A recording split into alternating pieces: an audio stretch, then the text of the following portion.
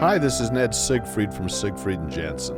As proud sponsors of BeliefCast, we hope you are inspired by Todd's weekly podcasts, which contain so many courageous stories of recovery and personal growth. Remember, it's not what happened in the past that matters, it's what happens in the future.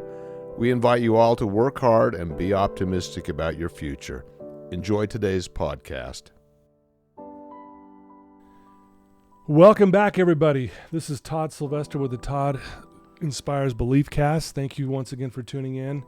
I want to thank all of you for believing in me and supporting this cause. It's amazing of the feedback that I continually get, and it's not me. It's not because of me. It's because of these amazing guests that I bring on all the time. It's like I'm the lucky one. I got to sit here firsthand and to hear them right face to face. But thank you for listening. Thank you for sharing.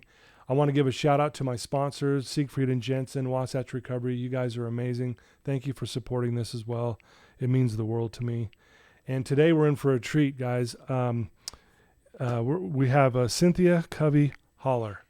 Thank you for joining us, Cynthia. Thanks for having me, Todd. I'm excited to be here. And if you don't recognize the name, I might wonder where you've been living. But she's the daughter of the late Stephen R. Covey, who wrote the 7 Habits of Highly Effective People. He's famous for that. He's famous for a lot of other things too. But I think what I'm most impressed is just kind of how he lived his everyday life. And I got to learn a little bit more about that from your book. But Cynthia, a little background on Cynthia. She's an author of Live Your Life in Crescendo, which we're going to talk a lot about today. She's a teacher, speaker. She graduated from BYU. She married Cameron, right? And she has 6 children. Yes. And I'm hoping I'm getting this right. 21 grandchildren. Is that correct? 21 grandchildren with twins and another little baby to come. So we'll have 24 by August. Wow! Congratulations. Thanks. That is amazing. We're excited. That is I have 2 grandchildren, and that keeps us busy. I can't imagine 21. It's pretty crazy, but it's fun. Yeah, and so I want to make this about Cynthia today. We want to get to know her because, we obviously know a lot about her dad, a lot of us, but and we're going to talk a little bit about him too. But I want people to get to know you, Cynthia, because you live in an amazing life as well. You've been through some things, and you're doing some great things as well with your work, and your words are amazing. You're an excellent writer. You know how to tell a story, and so why don't we start with just kind of growing up, and you wanted to mention maybe a story that happened in San Francisco. Yeah. That's great. Well, I'm really happy to be on this podcast with you, Todd. And thank you. And I'm the oldest of 9. I'm known affectionately, I hope, as the mother hen.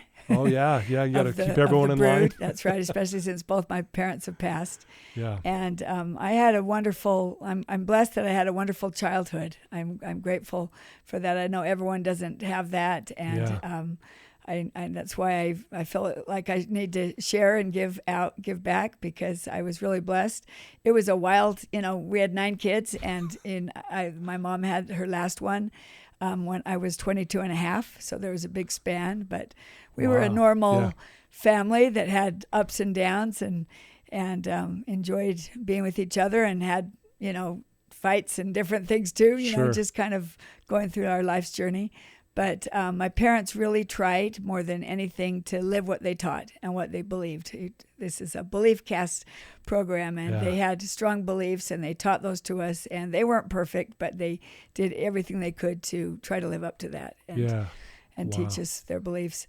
So, we had people say, well, there was 9 kids. How did y'all get attention, and how did that work out? Right. But we all felt like we had a good relationship with both of our parents that they worked at, that they had to plan ahead and make time for. And I was just going to share something I wrote in Live Life in Crescendo, a story that when I look back on my childhood, it kind of stands out and was kind of foundational for me going through my life.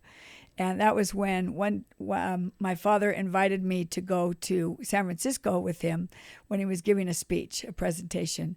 And he would periodically invite different kids. And I was the oldest, so I was the first to do this. You got to do it first, yeah. And so part of the fun was planning it way ahead. And we planned literally 2 or 3 months ahead. And we talked about all the details, everything we were going to do, down to what we would eat. And And we had planned that. He said, "Oh, you've heard my talks. Don't come to my presentation. Just go hang out at the pool and enjoy the hotel. And then come at the very end, meet me at the back, and we'll go ride on the trolley cars." And that was the big thrill that I'd heard about, these magical trolley cars. Oh, yeah. Would ride. You've been to San Francisco, Yeah, right? I went there on my wife and I went on our honeymoon there. Oh, yeah. It's awesome. It's Great amazing. city. And going up and down, he told us about how these magical trolley cars could go up and down these hills all over. And so we were going to do that. And then we would go over to, then we'd go shopping in some of these amazing department stores that were so big. And then we would go to Chinatown. We both love Chinese food. So we had planned to go to get some authentic Chinese food. And then we'd take a taxi back to the hotel just in time to go swimming before they closed it, which he loved to do. And then we'd order a room service, hot fudge sundae, some treats, and watch a movie before we'd, go to bed. So it was just, for a 12-year-old, this was magical. And we were looking forward to it for a long time. So everything was going according to plan. I was in the back of the room waiting for my father to come back and get me. When he all of a sudden ran into an old friend from college. This is one of his good friends that he hadn't seen for years, but I'd heard stories about him, and I knew that they were close and really loved him. And so they embraced and talked, and the man said, I'd love to take you out tonight. We'd go down on the wharf and have seafood, and my wife will be coming. It'll be so fun. I knew you were coming to this convention, so that's why I showed up today. And my dad said, "Oh, I'm here with my daughter." And he looked back at me and said, "Oh yeah, I'm sure she could join us. That'd be fine." And I rolled my eyes and thought, "Oh my gosh, I'm 12 years old. I don't want to spend the night with old people I don't know." Totally. And I hated seafood at that point. He said we wanted Chinese food, and so I just thought I could see my trolley car going down the hill without me, and so I was pretty disappointed. But I heard my dad say, "Oh, that sounds," he seemed so happy to see him. And he said, "That sounds really fun, Bob. Yeah. I'd love to do that with you, but not tonight. Cynthia and I have a special date planned, don't we, honey?" And he gave me a wink and grabbed my hand, and we were out the door. I could see that trolley car again and in my mind's eye, and I was kind of choked up about it and said, "Well, but Dad, that's your good friend. You really like him. Wouldn't you rather hang out with him tonight than me?" And he said, "Are you kidding? You'd rather have Chinese food. Anyway, wouldn't you? I wouldn't miss this date with you for anything. Right. Let's go. Wow. Catch that trolley car."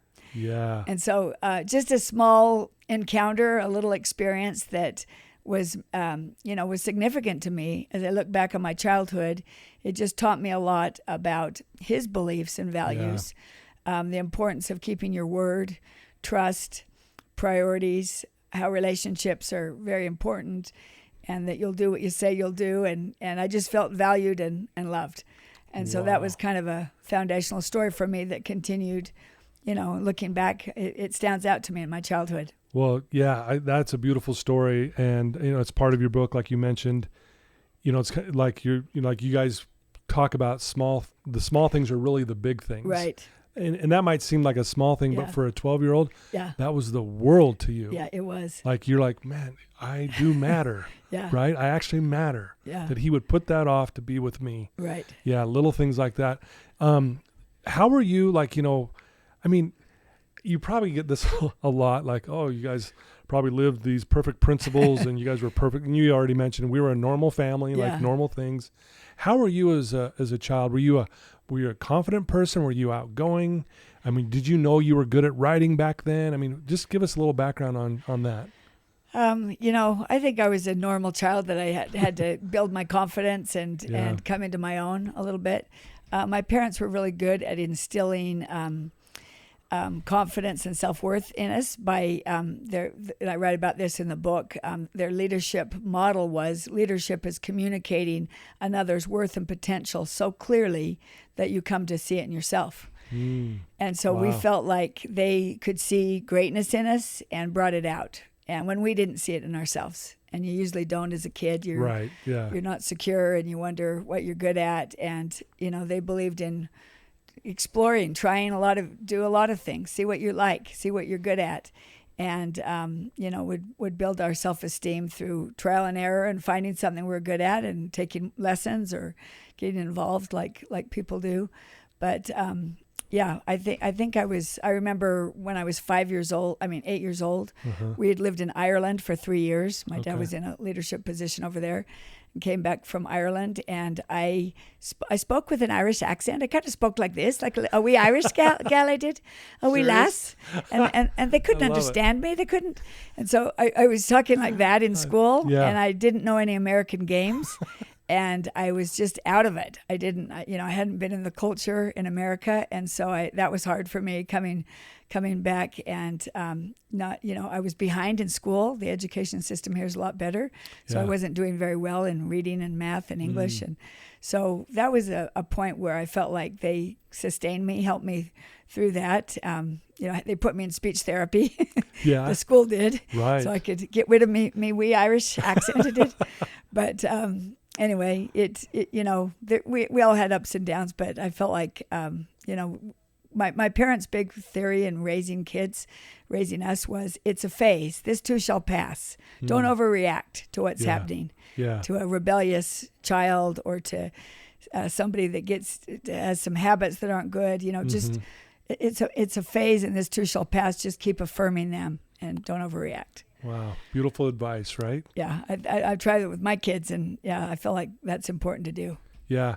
One of the, just a curious question I think that I'm always wondering is, your dad being who your dad is, did you guys this might sound funny. Did you guys have to live those 7 principles? And granted, I know he was really big on practicing what he preached. And so it probably happened more naturally versus, okay, we're doing this principle today. Or, right. Was it like that, or how was that? No, it wasn't until I was, he wrote it in 89. And so I graduated from high school in 75. So I was, I was out of the house in college and married. Okay. Got married in 80. And so, but he developed this material for 10 to 15 years. So he would talk about it. It wasn't more like we've got to do this. It was kind of like, let me explain. Like, for example, one is be proactive. He's probably the most proactive person I've ever known. You could never tell him it's not going to happen or it won't work. So he called it resourcefulness and initiative. He called it R&I. Okay. And we used to hate that as kids because you'd come home from school and say, right. Dad, I hate my math teacher. He's awful. I'm flunking. I'm not doing good. And he'd say, use your R&I, make it happen. We're like, well, no, Dad, he really is bad. He's a bad teacher. Use your R&I. And that meant go to the principal, talk to the teacher, get a tutor, get help after school, transfer for another class. You're responsible for your education. Yeah, you do it. And you can't blame your teacher if he's bad. That could be the case. But because of that, take that information and use your R&I and make it happen. And so as kids, like you said, we couldn't blame other people. Yeah. And we kind of joked that we had a balanced parenthood there because our mom would let us blame others. Yeah. She'd say, oh, that dumb teacher. You're right. That makes me mad. I should call down there or something. And my dad would make us take responsibility. So if you wanted your heart massaged, you went to my mom. If you wanted the truth, you'd go to my dad. Exactly. But that R&I, I taught that to my kids, and they hated it while they were growing up too. But it's and this is the case in your podcast and with people that are overcoming addictions, have trouble with a job, employment, or going through hard times or a divorce or something. You just have to use your R&I and make it happen for yourself because no one else is going to. Yeah. You got to be proactive. Yeah. Wow. That's powerful. And I could see why his kids would be like, oh no, I want you to Can't blame others. Can't blame others. But think about that lesson, how powerful that is. I know in my own addiction and when I was trying to overcome it, I was pointing fingers and blaming people, things, whatever. Right. It was everyone else's fault but mine. And luckily I had a mentor who told me, hey, when are you going to finally take accountability? Take responsibility for yourself. Yeah. And that's when my life changed. When I finally go, oh, I'm in charge. Yeah. I don't have to, I don't have to wait for the sorry over here from this person or that person. No, you can change now. And it was a really, powerful lesson that I had to learn the hard way, unfortunately. But I love that you got taught that at a young age. Yeah. All of us are very proactive. We don't struggle in taking initiative and making something happen because that was part of our makeup. And that was just taught naturally. Yeah. Is there any other principle? There's a lot that stands out to you that really, you looking back on your childhood even, like that you learned as well. It's like, man, this is one that I really live by and I teach my own children these things. Yeah. Well, another habit, begin with the end in mind. You know, my dad and mom were both very goal oriented. We would plan ahead, and he would plan like 2 years ahead because of his busy schedule. So, he was very busy, but he didn't miss important things because he would schedule it. He'd call the school and get the calendar and schedule things ahead so he could make the football games and make the plays and make the activities as far out as they would. Most people would say, we don't schedule 2 years ahead. What are you talking about? I'm planning ahead. But he loved Tom Peters' quote, I'm just forgetting it for a second. It's all good. Let's see, Todd, this is when we're going to have to stop. Let's see. No, we're good. This is normal. We're human. Let's do this. It's right at the beginning of the book. Predict your future. You got to create. So he one of the big things he taught was Tom Peters' quote, if you want to predict your, create your future. Let's see, what is it? Yeah. It's right at the beginning. Yeah, the best way to predict your future is to create it. Yeah. Okay, I'll start over. No, you're good. So he taught, one of the principles he taught is the best way to predict your future is to create it. And that's actually a quote by Tom Peters. It's also, if you Google it, Abraham Lincoln will show up on that one too. So yeah. I don't know. But that just meant that kind of the same idea that you are in charge of your future, that you're the one that if you want to predict how you will end up, you've got to create it before it happens. Yeah. And sometimes he'd get people to think about, at your funeral, what eulogy do you want people to be saying about you? What do you want said? What do you want to be remembered for? Yeah. What's your legacy? Or what characteristics do you want to be known for at the end of your life? Identify those now and then create it and go about bringing them about. Yeah, I love that. Now, before we get into some of the things I want to get to in your book, you brought up the word legacy, and I know that was big in your family, big with your dad. I've learned some things, I think, from your dad about legacy, but I'd love to hear your thoughts on that. What does that mean? Like if someone listening is like, what does it mean to leave a legacy, and how do you do that, and what does that mean? That's a great question. Legacy is a powerful word, isn't it? Mm-hmm. And I think we were taught that it's what you leave behind, what contributions you want to make, what you want to not only be remembered for, but what can you do that will enlighten and bring out greatness in other people, that will help and lift others.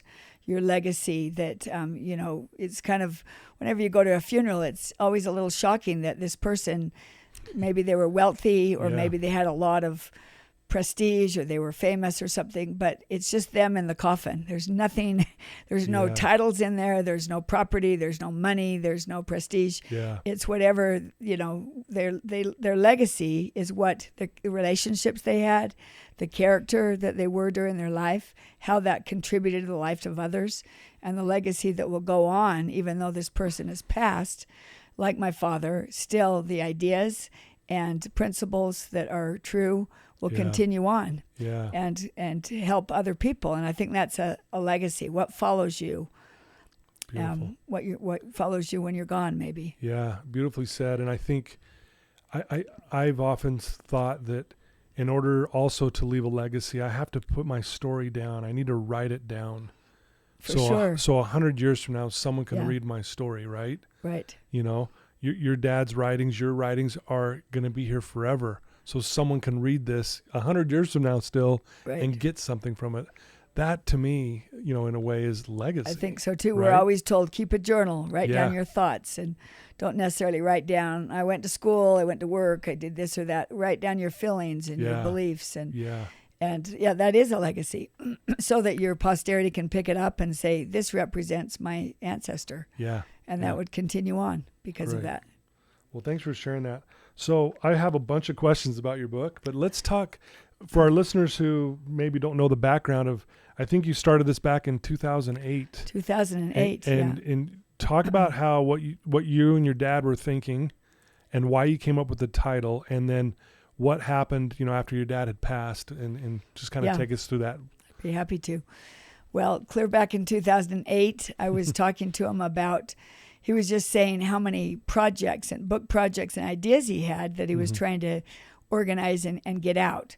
Yeah. And I foolishly made the mistake of saying, well, but Dad, are you going to ever write anything as good as the 7 Habits or as big as the 7 Habits? And I think it kind of insulted him. He said, well, I wrote that in 1989, and I'm glad that it inspires people, but why do I get up every day if I don't have more to contribute? If I can't still come up with great ideas and principles that can be taught, and the 7 Habits is maybe the foundation, but I still have important work ahead of me to contribute. Yeah. And one of these was his personal mission statement, the last 10 years of his life, was live life in crescendo. And that meant a lot to him, particularly as he started getting older, and people would say, wow, how long are you going to be speaking, Steve? You're still writing, you're still speaking, you're in your 70s. Yeah. And he thought, why would I quit? Yeah, right. He said, I still have passion for my work. I still feel like I'm making a contribution. I'd like to make a contribution. I still have ideas and things. So, I still have important work ahead of me to contribute.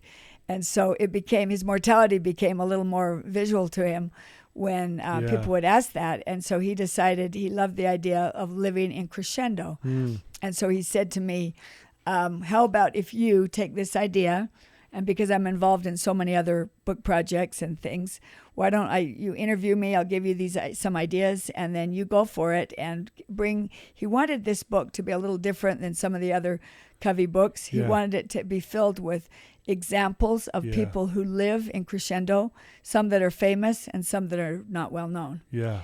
And so just to explain a little bit about the musical term, and people always say, your family must have been musical, but nobody was good at music but my mom. My mom had a beautiful singing voice and actually sang in the Tabernacle Choir as the youngest member when she was 17. Oh, wow.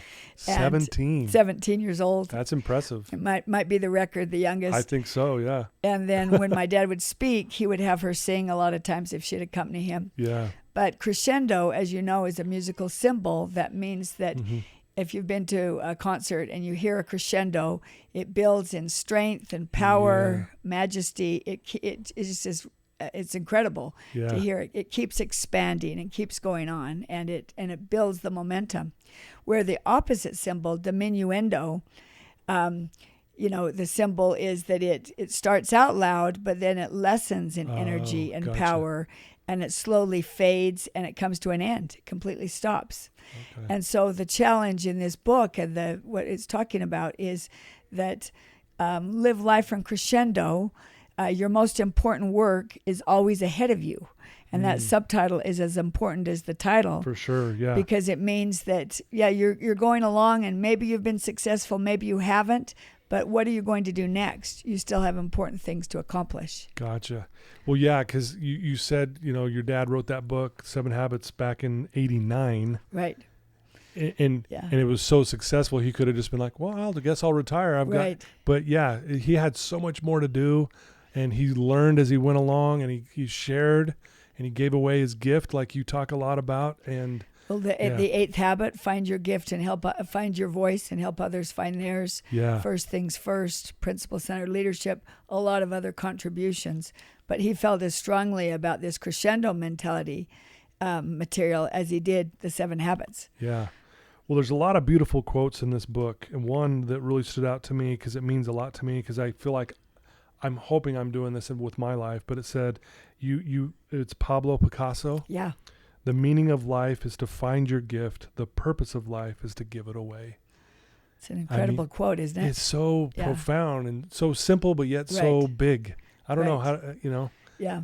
The meaning of life is to find your gift. And so that's, why we're here on earth, I guess, that we've got to find what we're good at. We all have, my father would challenge people to find your unique gift. And he loved Viktor Frankl, and Frankl would say, you don't invent your gifts, you detect them, which is kind of interesting. You detect them within yourself, and then you bring them out. So he would ask people, what are you good at? What do you like? What passions do you have? Mm-hmm. How can you use this as, to bless? The purpose of life is to give it away, to bless other people. Yeah. Well, you have a chapter in here called Find Your Why. Yeah. Where you do quote a lot of Victor and stuff that he quoted in his book, Man's Search for Meaning. One of the quotes, again, and I know we're going to talk more about the depth of this book, but you also have a quote in here by Helen Keller. And I wanted it, I literally wrote wow next to it. And here's what it says, what Helen said. I thank God for my handicaps, for through them I have found myself, my work, and my God. Holy moly. Yeah. What is that? I mean, I want to hear your thoughts on that and why you added that to the book. And then maybe tell us more about how do we find our why or detect them, as you were just mentioning that Victor was talking about. Right. Well, think of Helen Keller. Nobody would even know her. She wouldn't make any impact if she wasn't born deaf and blind and had all those problems. And so, at first we all know the story with Anne Sullivan, how she fought her and, she just was like an animal, she wasn't controlled. And pretty soon she taught her how to listen to herself and to use her gifts. And she says at first it was a handicap, but later it became a blessing because people would see her and what she was doing with her life and think, gosh, I can see and hear, I can do something. And so finding our own unique gifts, I think you've got to be real introspective. And we talk in the book about being silent within yourself, listening to your conscience about what you feel passionately about or what you feel like you're good at. And people always think, well, I'm just average. I'm ordinary. I don't have any special talents. But you have more than you think you do. Yeah. Roosevelt said, do what you can with what you have where you are. And, everybody has a unique purpose or a mission to fulfill that only you can do. Yeah. My father's grandfather, Stephen L. Richards, taught that life is a mission and not a career, which I think was very significant to my dad. Yeah. That your life, a job and a career may end at some point, but your life's mission continues on. Yeah. So what are you about? What do you value? And then we talk a lot about in the book about identifying your major roles, the most important roles in your life, and that's success, being successful in your most important roles, and that may help you find your life's mission. Yeah, and you talk a lot about being a catalyst for good, being there, make a difference in people's lives, that kind of thing. Do you think that that's really all of our purpose? In the grand scheme of things, do you think that's really all our purpose is, to give back and to be good and to be a catalyst for good? I think that's one of the main things that would develop a legacy that you would leave. But just to enjoy your life here, to bring out your own talents, to be able to, most people's most important relationships are within their family. And on people, my dad did a lot of research in deathbed literature, and he said nobody on their deathbed wished they spent more time at the office. Who do they talk about at the end? They talk about their relationships, their loved ones, mostly their family or their friends that meant so much to them, or lack of them, or the regret that they didn't have that. So I think I've heard something similar to that. Like, on your deathbed, you're like, I wish I would have spent more time at work and this and that. It usually comes back down to your family and the people who are closest to you. I wish I spent more time. And, and I love what you said early on in this interview here, that how you really admired your dad because he practiced what he preached. He tried to. And everyone has different missions. Some are, you read about someone like Christopher Reeve, who, was paralyzed after, he was Superman and had such a great story of fame. And then all of a sudden he's in a wheelchair and he has other gifts that come out because of that. Julie Andrews, for example, lost her voice. She had throat cancer and was operated on and couldn't sing after, when she's in her almost 60, and she's maybe 55, in her 50s. And she said she lost her identity at first because this was what she did. She sang. And then it forced her, like Helen Keller, to develop other inner talents and other things that she had. And she ended up writing children's books with her daughter that became New York Times bestsellers. The very Fairy Princess series, apparently, that she's written. And so people think, I can't do everything. You can do Yeah. something. Sure. I'm thinking of Pamela Atkinson, who's a great advocate here in the state of Utah for the homeless. Yeah. And she was giving a lecture one time about how we can all do something to help someone else, even if it's small, and it'll make a difference. Yeah. And a woman in her late 70s, maybe early 80s, raised her hand and said, I'd like to disagree with that. I'm in my late 70s. I have a limited income. I can't get out. How could I possibly make a difference to someone else? And Pamela thought for a minute and said, could you donate 1 can of soup every week to the food bank? And she said, yes, I could do that.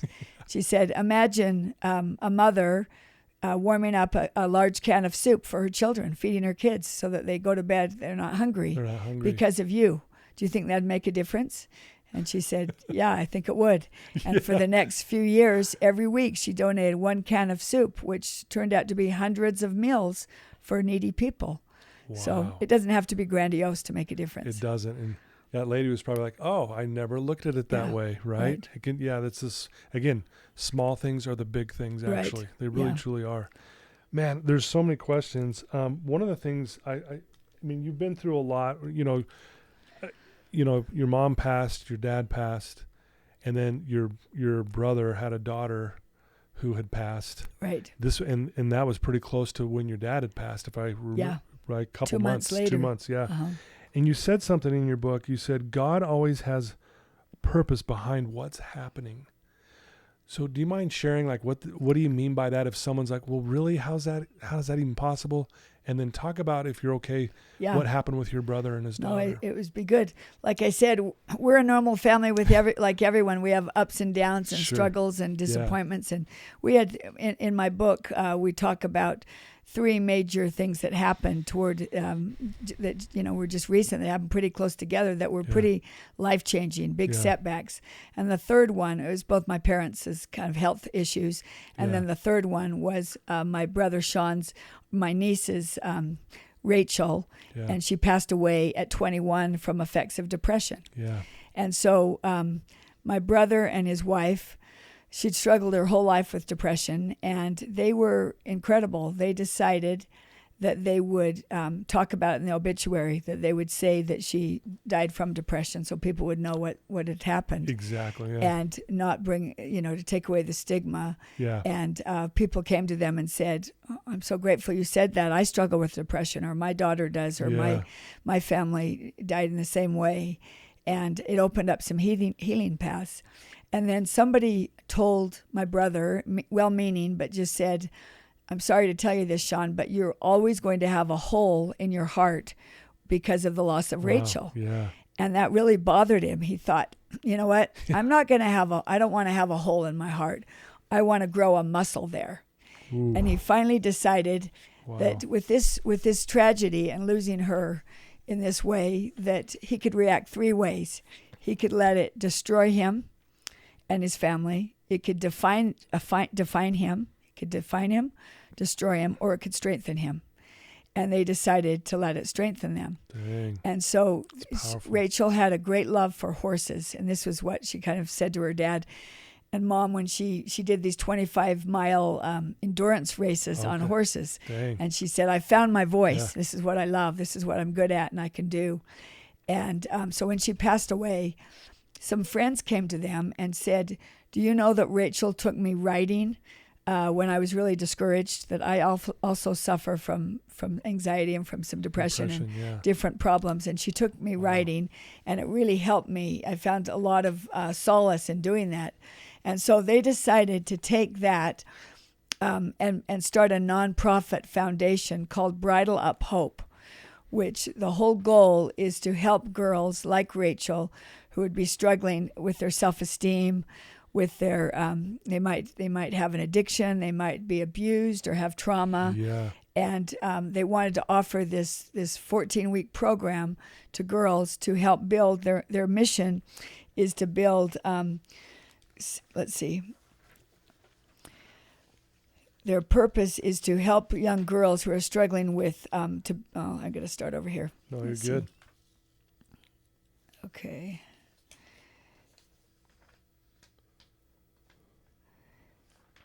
their mission, and so the mission of Bridle Up Hope is to inspire hope, confidence, and resilience in young women through equestrian training.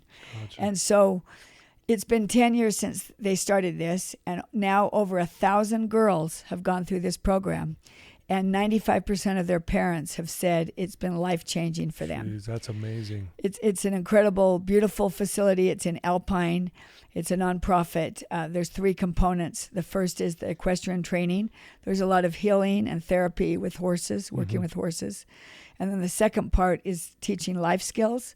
And my brother, Sean, wrote 7 Habits of Highly Effective Teens. Yeah. Which I've takes read that my dad's. Too. It's good. It takes my dad's 7 habits and applies it to teenagers.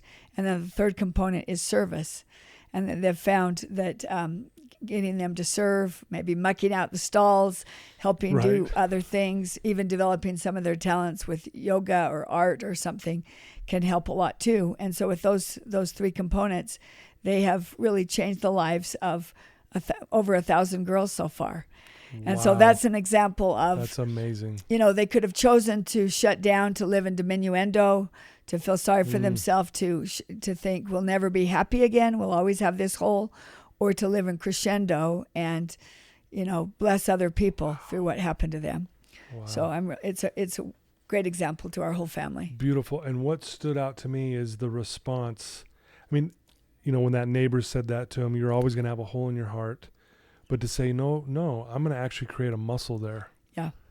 And I think that actually makes it even more honoring to those who have passed if we did something like that versus, because I work with a lot of people who have lost loved ones, and that's one of the reasons why they turn to drugs and alcohol. And I'll always ask, if that person was sitting in here in the room with you right now, would they want you to be happy or sad? And without fail, they always say, well, they'd want me to be happy. And I'm like, then let's work on giving them what they want. Right. Because I think that's what she would want, is for this to move forward and have the family be strengthened, like you mentioned, instead of it defining them or living, shutting them down and living just in despair and depression kind of thing. Right. Wow. You can feel a great spirit there. You can feel Rachel there, and I'm sure she's happy with this. And what a difference. Kind of what another one of their themes is from Christopher Reeve. Once you choose hope, anything is possible. And so I think that's just opens up so many different success stories for girls that have been struggling, and it's been a wonderful thing for our family. Man, thank you for sharing that. I know it's a sensitive topic, but thank you for sharing that with us. We're happy to. We want people to, if they need help for girls, especially to come there. No, I love that. So, I mean, there's so much good in this book. Is there something that stands out to you in this book here that you guys have written that means more to you? Like this is my favorite part, or is it just the whole thing in general? I mean, just curious on if there's anything else about this book that just stands out for you. Well, living life in Crescendo, the challenge is to do it in every phase of life and at every age and stage. And so we identify 4 different stages. And one is the midlife stage, when sometimes you feel like, gosh, I'm 50 years old, or I'm 60, I'm 70. I'm not very successful. I'm not where I thought I was going to be. Am I really a success? Kind of like George Bailey in A Wonderful Life. He didn't think he was successful. Yeah, he's like, he didn't travel. He didn't become an architect. He didn't do all these things. But yet, when he was gone in that movie, when they took him out of it, you saw how the town fell apart. And he realized, the angel says to him, you actually did have a wonderful life. It's strange how your life touched so many other people. So he actually was very successful. Yeah. He didn't know it. And another part that we talk about is the pinnacle of success. Someone like a Jimmy Carter, who was the president of the United States. You think, well, you can't get any higher than that. Right. But yet he didn't get reelected, and he didn't have a very successful presidency. So instead of just, doing his library and giving expensive speeches, talk about living in Crescendo. I mean, what do you think of when you think of Jimmy Carter? Yeah, you're aging me here. I'm not sure. Yeah. Okay, I could just say Jimmy Carter was known for Habitat for Humanity. Oh, that's for right. Yeah. Building homes, for the Carter Peace Center, Yeah. for being a peacemaker, for all these things that he contributed since his presidency.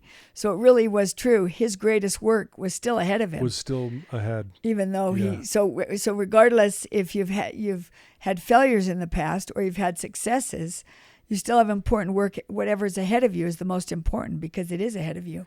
Yeah, I love that. And then I think if you said a favorite part, I'm really inspired by the life when people face life-changing experiences like Elizabeth Smart Oh, man. or Nelson Mandela, Yeah. things that are really hard that you think, how can you go on? How they chose to live in Crescendo, how they emerged out of that, and what their life is, how it's expanded since then. Yes. It's Elizabeth Smart in our own state. I mean, she's not a victim. She's married. She's got 3 kids. She served a mission for her church. She is the advocate for people that, a beacon of hope for those who are kidnapped. She's got Elizabeth Smart Foundation. She could have very well have curled up in a ball and no one would have blamed her for what happened to her. Yeah. So I think the highlight in the book to me is how people respond to really hard circumstances, worse than I've ever been in or heard about. Yeah. And how they've come out on top. And then the last part of the book is about the second half of life. Yep. A lot of times people think, well, I'm retired. Like my dad writing that book. It's like, maybe I'll just go to Miami or, sit and enjoy my home and travel and do what I want and not contribute anymore. Yeah. So whether, in the last the last part of your life, my dad didn't like the retirement word, the R word, because he saw it as sometimes people would stop contributing.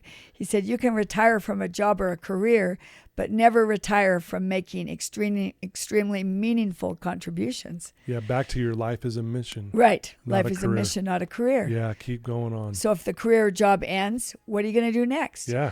You're in the position where you've got more money than you've ever had, probably. Yeah. You've got more connections, more wisdom, more experience than you've ever had. So what are you going to do with it? What are you going to do? How are you going to bless others? Yeah, I love that. It's beautiful. Another amazing quote that hit me that I've never heard before is by Victor Hugo. Nothing is more powerful than an idea whose time has come. Yeah. What does that mean, do you think? What does that mean? We were taught in our home that nothing is more powerful than a true principle or a great idea. Yeah. And how, like you say, legacy, how those live on. I mean, when we could name a lot of different people and know what they stood for because of, they had great ideas that were true and they were timeless and universal. Yeah. And so I think that the time is now. This is I feel like I was trying to get this book out. It took 10 years. Oh, I forgot to talk about how my father and I worked together on this book. Yes. Yeah. And then he passed away unexpectedly, too early. And so I finished it, but it took 10 years. I could hear my dad's voice in my head, just like, come on, finish the sucker, get it done. You're taking too long. But I was frustrated that it was taking so long, but I was involved in so many other things. But the time is now, there's nothing more powerful than an idea whose time has come. Right. We've just gone through the pandemic. There's a lot of hard things in our life right now that are, everything is being broadcast. You can hear bad news every night. And I think we've got to believe there's so much good still we can do, so many contributions that we can still make. And so I think this crescendo mentality idea, I think the time is right to bring it out now. Beautifully said. That's powerful.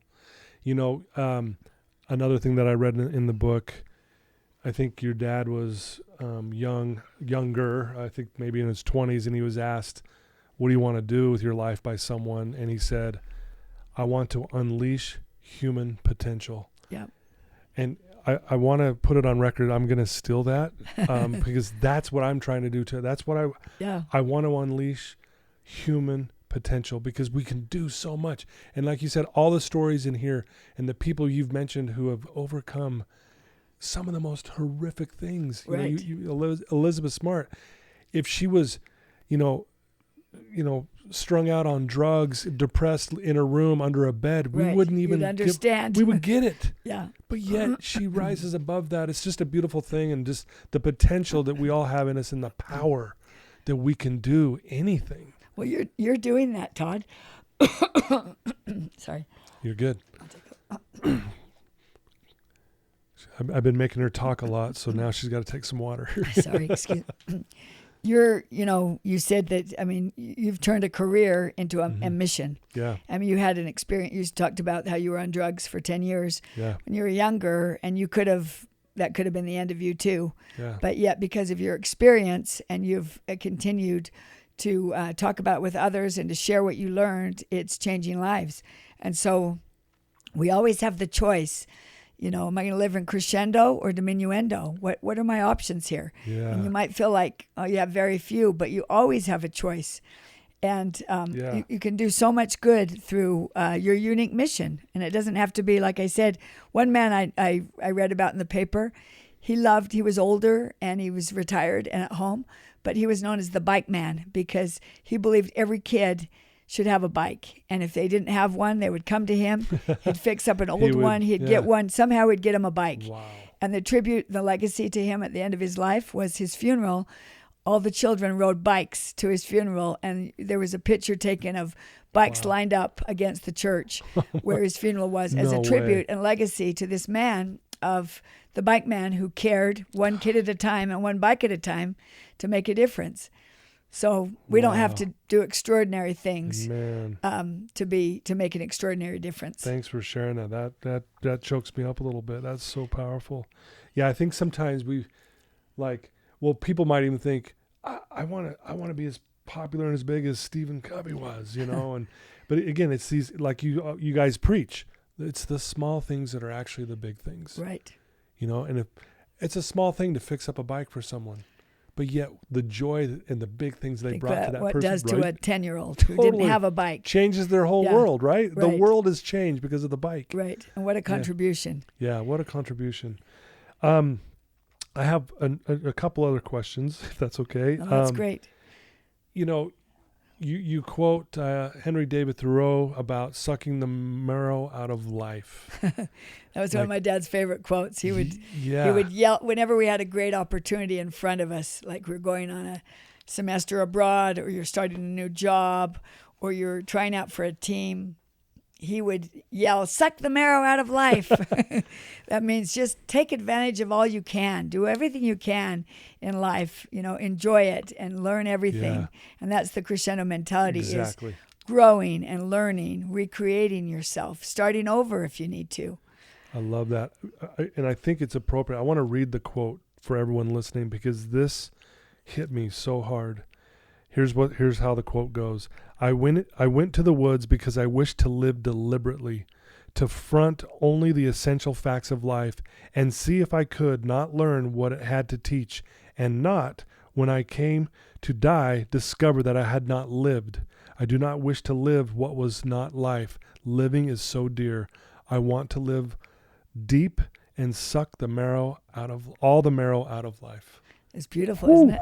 Henry David Thoreau. Yeah, very powerful. Yeah, suck the marrow out of life, which I interpret is, do all you can with what you have. Like Roosevelt said, learn and grow. I've got friends that are in their 60s that have gone back to school. One that learned piano, one that's taking calculus at 62 and, wants her degree, and learning a language, and, volunteering at places at charities, helping with refugee needs. Right. There's so much to do, and sucking the marrow out of life. It's exciting. It's a wonderful world, depending on how you look at it and how you approach it. Yeah. A lot of hard things, but we can choose to let that weigh us down and give up. But your podcast is about inspiring hope. Yeah. That things will get better, and now isn't forever. If you have an addiction, or you've just gone through a divorce, if you're struggling financially, if you have health needs, believe that you still have important things ahead and good things ahead to come. And as you seek them and look for them, they will come. They'll follow you. Yeah. Wow. Thank you. geez, if there's someone listening to you right now who's struggling, they're maybe in that dark place, and you've already shared some amazing things. That one person right now who's struggling, listening to your voice right now, what would you tell them? What my brother learned: don't let your struggles destroy you, define you, label you. Let it strengthen you. And that's the hardest choice. The third one is by far the hardest choice. It's easy to let it destroy you or define you, and to be labeled like, he's on drugs. His life isn't. He hasn't done anything. He's giving up. He's, that's just in his temperament. That's how he is. Don't let a label define your life. Yeah. My father was big on transition people that, if there's alcoholism in your family, and, all my aunts and uncles were abused alcohol. Well, let it stop with you. You be the transition person to stop that negative habit from going to the next generation. I don't know if have you bought Dave's Killer bread before? Oh yeah. And I know his story. Yeah. It's healthy bread that's really good. And he was a 3-time, he said he called himself a 3-time loser. Been to jail for 3 different times for 15 years. Yeah. He had depression and didn't know how to treat it, and he would over medicate through these drugs. But when he came back, finally got out, his brother, who their family owned a bakery, and he gave him what he needed more than anything: a new start and a new vision of himself. Here's a job. You can have a job here. And so he developed this Dave's Killer bread that has turned into be so popular and famous now. And now Dave hires felons. A third of his employees are convicted felons that have been released. It's amazing. That need, and he says, if I don't, he says 75% of them will return to jail and repeat unless they have a second chance. So he talks about, I believe in second chances, like he was given. So I would say to a person who is discouraged and feel like, my life's falling apart with an addiction, or with my family, I don't have a good relationship, I'm going through a divorce. Determine now, am I going to give into this, or am I going to let it strengthen me? Am I going to live in crescendo or diminuendo? And take those necessary steps. Use your R&I, your resourcefulness and initiative. There it is. And make it happen, even though it's super hard. Yeah. But you think of Nelson Mandela, who spent 27 years on Robben Island in South Africa, and he was released when he was 71. And you can imagine people would think, oh, that's too bad. His life's over. He's 71. What can he do? He gets out of jail, and he said, I knew if I didn't leave my bitterness behind, I would still be in prison. And he said, at 71, I felt like I was starting anew. And he started dismantling apartheid. 4 years later, he's elected the first black president of South Africa, and going on to change the face of South Africa and inspire the entire world. Wow. And so hopefully your situations aren't as bad as Elizabeth Smart and Nelson Mandela and Dave's Killer bread and these people that are really going through hard times, and take control of it and just determine, I still have important contributions to make ahead of me. Wow. I'm going to do it. Beautifully said. Man, those words are powerful. What do you love most about your life? Oh, I love my family. That's what makes me happy. 6 kids and 21, going on 24 grandkids. And awesome. I love doing this right now. The book came out in September. Yeah. And I feel like my dad's off my back now, and he's happy because he felt like this was a hopeful, inspiring message that he wanted to get out. Yeah. That you can make a choice. The choice is really yours to how you're going to react to a circumstance, a bad setback, or getting older. What are you going to do with your time? Or, what are you going to do with a label? Are you going to transition? And so he wanted to get this out. So I'm excited. I've been on a lot of podcasts and doing some speaking. And that's awesome. Really making me happy because it's a hopeful, inspiring message that hopefully could change lives and make a difference. And that makes me happy. Yeah. Well, I'm honored that you would be willing to come on my podcast. It means so much to me. And you're pulled in so many different directions. But thank you for just your willingness to do this. I mean, Well, it I means am a lot. inspired by what you're doing, Todd, with your thank you. podcast and with your work in recovery for addicts and for people that want a second chance and a new start. Yep. And what a better time at the start of a year, 2023. Yep. Don't let it define you or destroy you, but choose to let your challenges and your hardships strengthen you and determine by the end of the year, look ahead, the end in mind is that you're going to be in a better place at the end of 2023, and you'll be happier, healthier, and maybe turning around and paying it forward for someone else. Wouldn't that be a great thing to lift somebody else up? Absolutely. What a beautiful thing.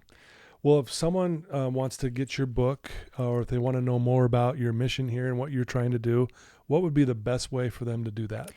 You know, it's just on Amazon, Live Life for Crescendo. Your most important work is always ahead of you. I have an Instagram, Cynthia Covey Haller, and I'm on LinkedIn. I mostly do LinkedIn. I'm not so great at social media, but I'm living in Crescendo and trying to do it. Yes. One last message I just thought of that was important to my dad is the message that life is about contribution, not accumulation. And, society teaches us the opposite. It's what you have, it's who you are, it's your prestige, your houses and cars and your possessions. But those matter very little. At the end, they don't matter at all.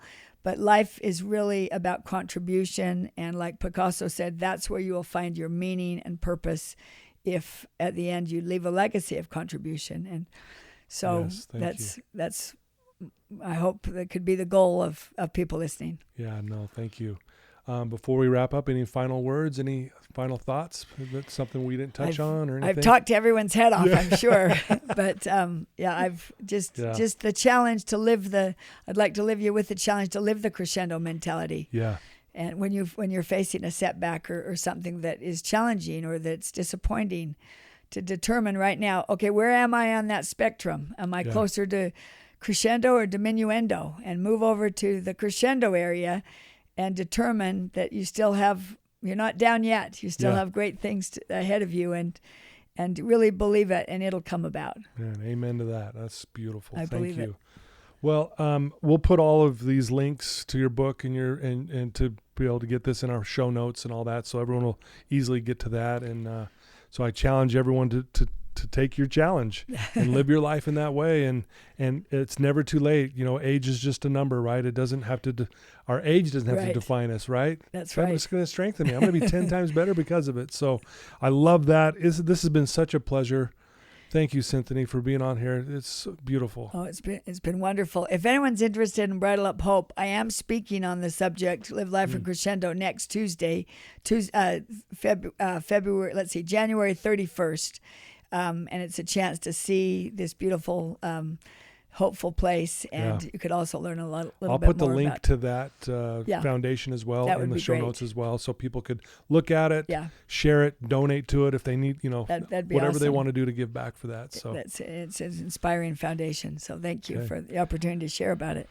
Well, guys, like I said, we were in for a treat today, and it did not disappoint. Cynthia Covey Haller, thank you so much for your life and for living a legacy and also honoring your dad's legacy. Your family has contributed so much good to this world, and we're all blessed to have you in it. And I'm glad to know you guys aren't perfect. And heavens no. But thank you for your, all that you're doing and for being here today. It really is truly my blessing to be sitting here with you today. Thanks, Todd. Thanks for having me as your guest. You betcha. Well, everyone, thank you so much for tuning in. Please share this with your family and friends. That would be awesome. If you have a son or a daughter who's maybe feeling stuck or is a little down, man, just listening to Cynthia here, just her voice and the things that she shared are powerful stuff. You can follow back up with them and be able to have a great conversation. So I can't wait for this to go live. I love you guys. And again, thank you to my sponsors for making this all possible. And till next time, everyone. Thanks again. Thanks, Todd. Good. Well, I hope